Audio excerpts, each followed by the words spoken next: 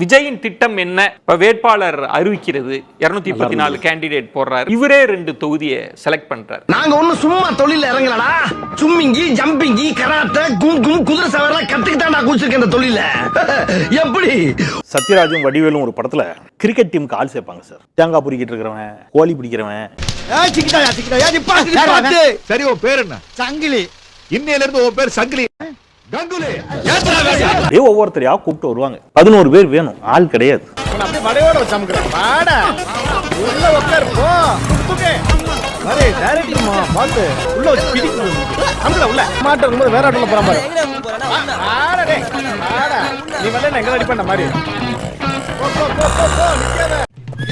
பஞ்சாயத்தடா முடிச்சு பாரு.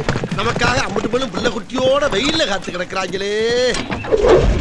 இப்ப தாவேக்காவுக்கு கேண்டிடேட்டே போட முடியாது, வண்டி எடுத்துட்டு ஊர் ஊரா போய் ஆள் பிடிச்சிட்டு இருந்தாங்க அப்படின்ற மாதிரிலாம் ரொம்ப மட்டம் தட்டி பேசுறது அப்படின்றது ஏற்புடையதல்ல. அப்படிங்களா? ரொம்ப ரொம்ப சாரி சார். அப்படிதான் பேசுவேன். ஏன்னா அது ஒரு அரசியல் விமர்சகராவோ ஒரு பத்திரிகையாளராகவோ நாம அதை உட்கார்ந்து அப்படி பேச வேண்டிய அவசியம் என்ன? உண்மையை சொன்னா எரியுதா? எல்லா கட்சியிலும் வேற வேற கட்சியிலிருந்து வந்தவர்களுக்கு இடம் கொடுக்கப்படுகிறது, மாற்று கட்சியை சேர்ந்தவர்களுக்கு பொறுப்பு கொடுக்கப்படுகிறது. அது பிரச்சனை இல்லை. ஆனா இங்க 100 கேண்டிடேட், ஒருத்தர் 2 பேர் இல்ல, 100 கேண்டிடேட். அமைப்பு இல்ல. எல்லா கட்சிகளுக்கும் அந்த அமைப்பு அவங்க உருவாக்கி வச்சிருந்தாங்க இருக்குது. உங்ககிட்ட அமைப்பு இல்ல, அதனால இதை செய்றீங்க. ஒன்று, ஜனநாயக நாட்டுல யார் வேணாலும் தேர்தலில் நிக்கலாம்னே. ஏண்டா சும்மா இருக்கிறவெல்லாம் தேர்தலில் நிக்கணுமா? தேர்தல் நிக்கிறதுக்கு ஒரு மரியாதையே கிடையாதா? தெருவுல நிக்கிற நாய் நீ தேர்தல் நிக்கணுமா? முந்தைய தினம் அங்க ராஜினாமா பண்ணிட்டு இங்க சேர்றதுக்கு முன்னாடியே நீக்கிட்டாங்க. அதாவது எனக்கு வேண்டான்னு சொன்னவங்கள தான் அவரு அதுக்காக தான் அந்த வார்த்தையை நமக்கு தெரியாது இல்ல சார். அங்க கிளம்பு வாய்ப்பு மறுக்கப்பட்டவங்க சார். ஒரு பெரிய கட்சி அங்க கிளம்புனால இங்க நீக்கிடுவாங்கல்ல. ஒரு நிமிஷம் வீட்டுல போயிட்டு வந்துட்டான். ஏன் தெரியுங்களா? காலில் சுகர் மாத்திரை போடல, கை கால்லாம் நடுங்குது, போட்டு வந்துட்டான். சுகர் வந்தவன், பைல்ஸ் வந்தவன், பக்கவாதம் வந்தவன்லாம் எனக்கு அடியாளு. இவங்களை வச்சு நான் சண்டை செய்யணும். அதான் இப்போ ஒரு அரசியலை பொறுத்தளவுல யாருக்காக வரார், எதுக்காக வரார் அப்படிங்கறத முக்கியமான கேள்வி. இல்லண்ணே, எனக்கு வேலை வெட்டி இல்ல. சரி, இப்ப இந்த வியாபாரம் தான் ஓடிக்கிட்டு இருக்கு. வியாபாரமா? ஏழை எளிய ஒடுக்கப்பட்ட மக்களுக்காக அவர் வரார். ஓ, அப்படியே விஷயம். விஜய் அட்லி வீட்டு ஃபங்க்ஷன் அட்டெண்ட் பண்ணிக்கிறாரு, அதெல்லாம் பிரச்சனை இல்ல. நீங்க அட்லி வீட்டு ஃபங்க்ஷன் அட்டெண்ட் பண்ணுங்க, இட்லி வீட்டு ஃபங்க்ஷன் அட்டெண்ட் பண்ணுங்க, அதெல்லாம் பிரச்சனை இல்ல. ஆனா என்னைக்காச்சும் ஒரு மாவட்ட செயலாளர் வீட்டு ஃபங்க்ஷன் அட்டெண்ட் பண்ணிருப்பீங்களா? சொல்லுங்கண்ணா. திருநெல்வேலி மாவட்ட செயலாளர் இருக்கிறாருல, அவர் சமீபத்துல இறந்தாரு. அவர் வீட்டுக்கு போய் அதை பாத்தீங்களா? அவங்க ஃபேமிலியை பார்த்து ஏதாவது ஆறுதல் சொன்னீங்களா? கிடையாது. திருச்சியில youth wing secretary first conference அப்போ செத்து போனாரு. அவங்க வீட்டுக்காச்சும் போனீங்களா? அதுவும் போகல. இப்படி அரசியல்ல முழுமையா வந்துட்டீங்க, ஆனா சொந்த கட்சிக்காரனுக்கு ஒரு பாதிப்புனா போக மாட்டீங்க. அதே நடிகை வீட்டு நாய்க்குட்டிக்கு பண்ணனால போறீங்க. ஏதோ ஒரு நடிகர் வீட்டுல ஏதோ ஒரு நடிகையோட வளகாப்புனா போறீங்க. What is this bro? இப்படிலாம் இருந்தீங்கன்னு வச்சுக்கோங்களேன், திரும்பியும் சினிமாக்கு தான் வரணும். நீங்க திரும்ப சினிமாவுக்கு வந்தா சினிமாவும் உங்களை ஏத்துக்காது. நீங்களே உங்க கேள்வியில அழகா குறிப்பிட்டது போல வேட்பாளர் பட்டியலை நம்ம ஆழமா பார்த்தோம் அப்படின்னாலே அதுக்கான விடை இருக்கு. நம்பர் 1 டாக்டர் நம்ம கனிமொழி அக்கா. குழந்தையின்மை மெயினா, இன்ஃபர்டிலிட்டி, அதுவும் ஜோதிடத்துல பண்ணலாம். ஐவிஎஃப் சென்டர்ல கழிச்சிட்டு கிளம்புங்கடா, எங்க அக்கா ஜோதிடத்துல எல்லாத்தையும் பாத்துக்குவாங்க. நம்பர் 2 லாயர் நம்ம மீஷோ அம்பேத்கர். வருடங்கள் விஜய் அவர்கள் அரசியல் படுத்தினாதான் அரசியல சக்சஸ் ஆக முடியுமே தவிர. நம்பர் 3 எஜுகேஷனிஸ்ட் நம்ம மரியா வில்சன். ஏதோ ஒரு குழந்தைக்கு படிப்புக்காக சண்டை போடுறாரு போல.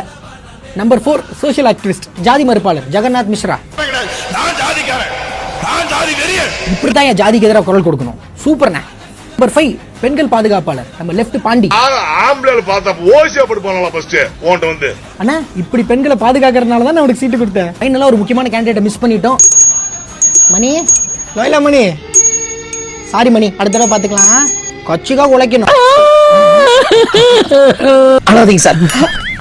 ஏறக்குறைய 15 தொகுதிகள், தனி தொகுதிகளில் அந்த கட்சியினுடைய மாவட்ட செயலாளர்கள் போட்டி போடுகிறார். அப்படியெல்லாம் ஒண்ணு இல்லையே. ஐயா சீமானும் ஐயா அண்ணாமலையும் திராவிட அரசியலை எதிர்த்து ஒரு விஷயத்தை கட்டி எழுப்புனாங்க. நாங்க தமிழ் தாய் வாழ்த்தையும் மாத்துறோம். அது அந்த பாட்டு இல்ல, நாங்க வேற பாட்டு வைக்க போறோம். நாங்க அதிகாரத்துக்கு வரும்போது வேற பாட்டு இருக்கும். கண்ணாடி பாக்கையில அங்க முன்னாடி அந்த பாதையில ரொம்ப வேகமாக போகிற ஒரு இடத்துல ஐயா விஜய் நிற்கிறார். ஏய் பவரே, நானாவது காமெடியன் தெரிஞ்சு வாழ்ந்துட்டு இருக்கேன், ஆனா நீ காமெடியன் தெரியாம வாழ்ந்துட்டு இருக்க பாரு. அதான்டா பெரிய காமெடி. சீமான் முன்னெட்டியர் அவர் முன்னத்தியர். அந்த இருவரும் கழகங்களுக்கும் இந்த இருவரும் தேசிய கட்சிகளுக்கும் மாற்றாக அவர் ஒரு முன்னத்தியராக நின்றார். ரெண்டே 2 பேருக்கு தான் 2000க்கு 2500 போட்டி போது ஆட்டுக்குடல் போட்டி தான் எனக்கு ஞாபகத்துக்கு வருது. பேசாம வறுத்து தின்ட்டு போயிடலாமா? ஓட்டு துண்ணுனே இருப்பான். ஏன்னா எப்ப பார்த்தாலும் ஓட்டுல தான் பேசுவாங்க.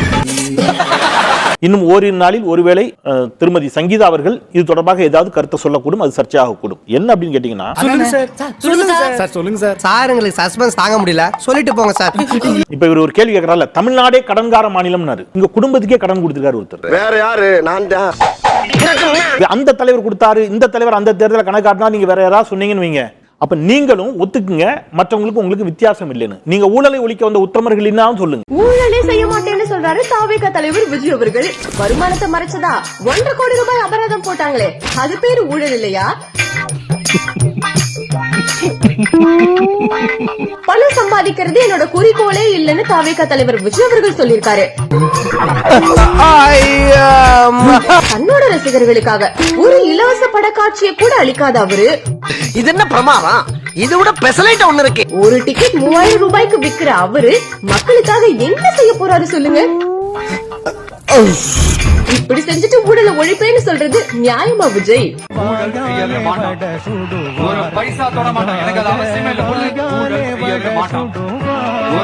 மனைவிக்கு கடன் கொடுத்திருக்காரு, அப்பாவுக்கு கடன் கொடுத்திருக்காரு, அம்மாவுக்கு கடன் கொடுத்திருக்காரு, 2 பிள்ளைங்களுக்கும் கடன் கொடுத்திருக்காரு. நீ மனுஷனே இல்ல தெரியுமா?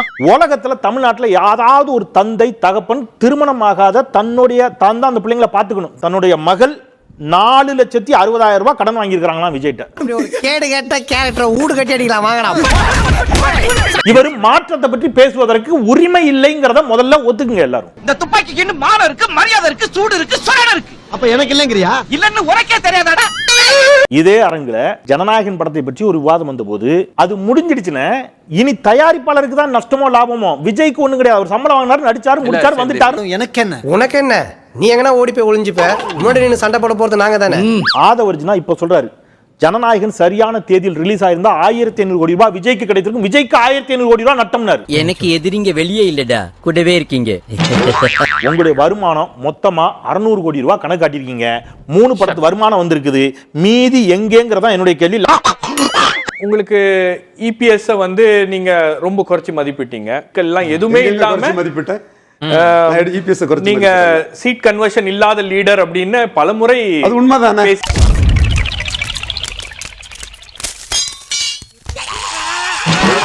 இப்ப ஏவா வேலு இருக்கிறாங்க அப்படின்னா, துரைமுருகன் இருக்காங்க, KN நேரு அவர்கள் இருக்காங்கன்னா, அந்தந்த பகுதிகளில் அவங்க அறியப்பட்ட முகமா இருக்கிறாங்க. எப்படி அவங்க அறியப்பட்ட முகங்களாக செயற்பாடு 75 ஆண்டுகால வரலாறு இருக்கு அந்த கட்சிக்கு. நீங்க 75 ஆண்டுகால வரலாறு இருக்கிற ஒரு கட்சியோட நீங்க 2 வருஷம் 3 வருஷம் வரலாறு இருக்கிற ஒரு கட்சி வரலாறே இன்னும் எழுதல. என்னடா இப்படி ஆவரம் பண்றீங்க? களம் எப்படி மாறுது? ஒரு தேர்தல்ல அது போட்டியாக மாறுகிறதா? தேர்தல்ல அவங்களால போட்டி ஏற்படுத்தக்கூடிய அளவுல அவங்க இருக்காங்களா? ஒரு தாக்கத்தை ஏற்படுத்துகிறார்களா அப்படின்னா நிச்சயமாக விஜய் வந்து ஒரு தாக்கத்தை ஏற்படுத்துகிறார். கரூரில் கூட்ட நெரிசலில் சிக்கி 41 பேர் உயிரிழந்த வழக்கில் தாவேகா தலைவர் விஜய்க்கு சிபிஐ சம்மன். நான் வெளிப்படையா பேசிடலாம் சார், உடைச்சு பேசலாம். சொல்லுங்க. விஜய் நிக்கிறதுக்கு பின்னாடி சோசியல் இன்ஜினியரிங் கணக்கு இருக்கா இல்லையா? இல்ல எங்களுக்கு அதை பத்தி நீங்க பெரம்பூர் திருச்சி கிழக்கு இல்லாம இப்போ ஒரு கிராமப்புற தொகுதியில போய் நின்று இருந்தாருன்னு வைங்களேன், அப்பவும் நம்ம கேட்க மாட்டோம். விஜய் பெரம்பூர்ல போட்டிடுறாருங்க, ரைட், ஓகே. திருச்சி கிழக்குக்கு காரணம் இஸ்லாமியர்கள் கிறிஸ்தவர்கள் வாக்கு அங்கே அதிகம், அதனால அங்க போட்டிடுறாரு. தெரிஞ்சிடுச்சா? உங்க எல்லாருக்கும் தெரிஞ்சிடுச்சா? சரி விடு. ஒருவேளை நான் கேட்கிறேன், அவர் கிறிஸ்தவ வாக்குகளை குறி வச்சு போறாருன்னு வச்சுக்கோ, கிறிஸ்தவ சமூகத்தினுடைய முகமாகவே அறியப்படுகிறவர் ஐயா இனிகோ இருதயராஜ். நீங்க வச்சீங்கன்னா கிறிஸ்டியனா ஜோசப் விஜய் யாரு? இஸ்லாமியனா? ஜோசப் விஜய் சொல்லும்போதே நீங்க யோசிச்சு பாருங்க. அப்போ விஜய்னு சொல்லல ஐயா, அப்போ சி ஜோசப் அப்படி ஒரு சொல்றாரு. இல்ல ஒன்னு சொல்லிக்கிறேன், நீங்க தெரியாமலாம் பண்ணல, நீங்க தெரிஞ்சுதான் பண்றீங்க, பயங்கரமா நல்லா தான் இருக்கீங்க, வாழ்த்துக்கள். தமிழ்நாட்டோட 234 தொகுதியில எங்க நின்னாலும் உங்களுக்கு வெளிச்சம் இருக்கு இல்ல சார். உடையவர்கள் அப்படின்றதுக்காக நீங்க ஆந்திரால போய் நில்லுங்கன்னு இல்ல நீங்க, நான் அப்படி சொல்லல. நீங்களே காமெடி பண்ணிட்டு அப்புறம் நான் எதுக்குடா? விஜயினுடைய வெளிச்சம் ஒரு சாமானியர்களுக்கும் அவங்கள கை தூக்கி விடும்னா, ஆமாங்கய்யா, விஜய் எங்க நின்னாலும் அவரை தூக்கி விடணும். இதெல்லாம் ஓவர் மக்கள். நான் கேக்குறேன், விஜய் விடுங்க, புசி ஆனந்த் ஏன் சென்னையில போட்டிடுறாரு? ஆதவர்ஜனா ஏன் சென்னையில போட்டிடுறாரு? நீங்க அவரு- உங்களுடைய அத்துணை பெரும் தலைவர்களும் சென்னையை சுத்தி மட்டும் இருக்கிறது காரணம் என்ன தெரியுமா? கருத்து கணிப்பா? வேற எங்கேயும் உங்களுக்கு ஓட்டு கிடையாது. நீங்க எடுத்த சர்வேலையே. ஓ இது முன்னாடி ஒரு அசிங்கப்பட்டதே இல்லையாமா? ஷபீரா அதனால நீங்க பெருமாள் எல்லாரும் சென்னையை தாண்டி வெளியில போல. இல்ல அதாவதுங்க அதான் உண்மை. அதான் fact. கண்டு விட்டாளையா சூச்சமத்தை கண்டு விட்டாளே. சார் இந்த ரெண்டு பெரிய கட்சிகளும் 60 வருஷங்களா ஒரு 40% மக்களை அதிகாரப்படுத்தவே இல்லை சார். அதுதான். அந்த 40% மக்களும் இன்னைக்கு ஐயா விஜய்க்கு பின்னாடி நிக்கிறாங்க. இடதுசாரிகளை விட, எழுச்சி தமிழர் திருமாவளவனை விட, திராவிட முன்னேற்ற கழகத்தை விட விஜய் என்ன செஞ்சு கிழிச்சிட்டாரு? யாருக்கு? ஒடுக்கப்பட்ட மக்களுக்கு. சார் ஒரு நிமிஷம் சார், ஒரே ஒரு வார்த்தை, ஒரு நிமிஷம் சார். எனக்கு என்ன புரியல, என்ன ஆளுமை சார்? உலகத்துல தாம் பெத்த பிள்ளைக்கும் தன்னை பெற்ற தாய்க்கும் கடன் கொடுத்தவர் எப்படி சார் ஆளுமையா இருப்பாரு? சொல்றா என்ன பேசுறா ஏதாவது பேசுறா பர்சனலா போல சார், ரொம்ப நியாயமா கேட்கணும் சார், ரொம்ப simple sir. Sir political point இல்லனா பர்சனலா இது பர்சனலா இல்ல, பதில் இல்லனா பர்சனலா? நீங்க தமிழ்நாட்டு மக்களை எப்படி காப்பாத்துவீங்கற பொலிட்டிக்கல் கேள்வி அதுக்குள்ள ஒளிஞ்சிருக்குது. நீங்க பெற்ற மகளுக்கு 4 லட்சம் ரூபாய் கடனை கொடுத்திருக்கீங்க. அந்த பொண்ணு அதை திருப்பி தரணும், கடனா திருப்பி தரணும் சார். நீங்க பெற்ற பையனுக்கே நீங்க உதவி செய்ய மனசு இல்ல. உச்சத்துல நான் ஒரு வார்த்தை சார் ப்ளீஸ் தயவு செய்து. இன்னைக்கு பூரா விட மாட்டான் போட்டுருக்கேன். சார் அதெல்லாம் ஃபைனான்சியல் மேனேஜ்மென்ட்ல வர விஷயம் சார். பேச விட மாட்டேங்கிறார். ஒரு ஃபைனான்சியல் மேனேஜ்மென்ட் அமைதியா இரு மணி, பேச விடுங்க. Excuse me. ஓடாங்கறல்ல சார் உச்ச மணி அமைதியா இரு. இல்ல தலைவர், ஃபைனான்சியல் மணி அமைதியா இரு மணி, ஒரு நிமிஷம் அமைதியா இரு மணி. கமெண்ட் இருக்க மாட்டியா தூக்கி அடிச்சிரும் பாத்து. உச்சத்தில் விட்டுட்டு உங்களுக்கு உதவி செய்ய வந்திருக்கேங்கிறவரு உச்சத்தில் இருந்தவர் தாம் பெற்ற பிள்ளைக்கே உதவி செய்யல, கடனா கொடுத்திருக்காரு. இந்த நாட்டு மக்களுக்கு எப்படி உதவி செய்வாரு? நீ கேட்ட ஒவ்வொரு கேள்வி என்ன செருப்பால் அடிச்ச மாதிரி இருக்குடா. மாதிரி இல்ல உண்மையிலே செருப்பால தான் அடிச்சோம். ரொம்ப முக்கியமான கேள்வி. என்னங்க இது? என்னங்க இது? என்னங்க தான் ஒரு பர்சனல் இத வந்து இவ்வளவு தூரம் அரசியலாக்குறது இது ஒரு தரமான விவாதமா? பர்சனல் இல்ல.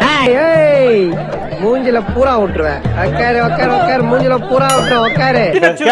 கேண்டிடேட் பத்தி பேசினால 100க்கும் மேற்பட்ட கேண்டிடேட்கள் வெளியில இருந்து வந்ததுனால பாவம் கண்ணதாசா ஏசுதாசான்னு தெரியாதபடி பாபுவா பிரபுவான்னு தெரியாம பேசுற அளவுக்கு ஆயிடுச்சு. ஒன்று நம்ம வேட்பாளர் இருக்கிறாங்க பிரபு அவர்கள்.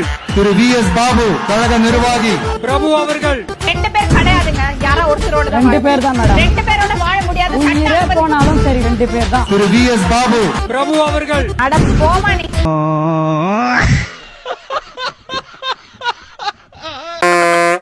ஸ்டார்ட் பண்ணு.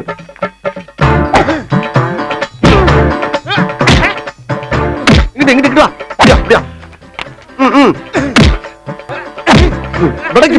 படைக்கல மண்டல மட்டும் அடிச்சிடாத, குலக்கேசல் உள்ள போயிருவேன். சரியா?